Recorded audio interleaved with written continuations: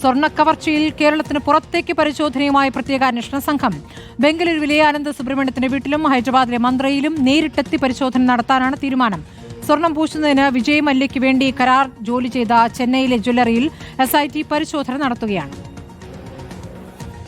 ശബരിമലയിൽ നിന്ന് സ്വർണം പൂശാനായി കൊണ്ടുപോയ ദ്വാരപാലക ശില്പങ്ങളിലെ പാളികൾ ആദ്യം സൂക്ഷിച്ച ബംഗളൂരുവിലും ഹൈദരാബാദിലും നേരിട്ടെത്തി അന്വേഷണം നടത്താനാണ് പ്രത്യേക സംഘത്തിന്റെ തീരുമാനം. ആദ്യ ദിവസങ്ങളിൽ പാളികളുണ്ടായിരുന്ന ബംഗളൂരുവിലെ അനന്ത സുബ്രഹ്മണ്യത്തിന്റെ വീട് പാളികൾ 1 മാസത്തിലേറെ സൂക്ഷിച്ചുവെന്ന് സംശയിക്കുന്ന ഹൈദരാബാദിലെ മന്ത്ര ഗോൾഡ് കോട്ടിംഗ്സ് എന്നിവിടങ്ങളിൽ നേരിട്ടെത്തി പരിശോധന നടത്തും. സ്വർണം പൂശിയ ചെന്നൈയിലെ സ്മാർട്ട് ക്രിയേഷൻസിൽ വീണ്ടും പരിശോധന നടത്താനും നീക്കമുണ്ട്. പാളികൾ കൈപ്പറ്റിയതിന്റെ രേഖകൾ സ്മാർട്ട് ക്രിയേഷൻസിൽ നിന്ന് ലഭിക്കാത്ത പശ്ചാത്തലത്തിലാണിത്.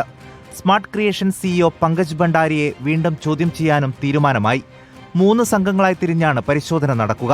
അതേസമയം 1998-99 കാലയളവിൽ സ്വർണം പൂശുന്നതിന് വിജയ് മല്യയ്ക്ക് വേണ്ടി കരാർ ജോലി ചെയ്ത JNR ജ്വല്ലറിയിൽ പ്രത്യേക അന്വേഷണ സംഘം പരിശോധന തുടങ്ങിക്കഴിഞ്ഞു. ജ്വല്ലറി ഉടമ നാഗരാജന്റെ മകന്റെ മൊഴിയും രേഖപ്പെടുത്തി.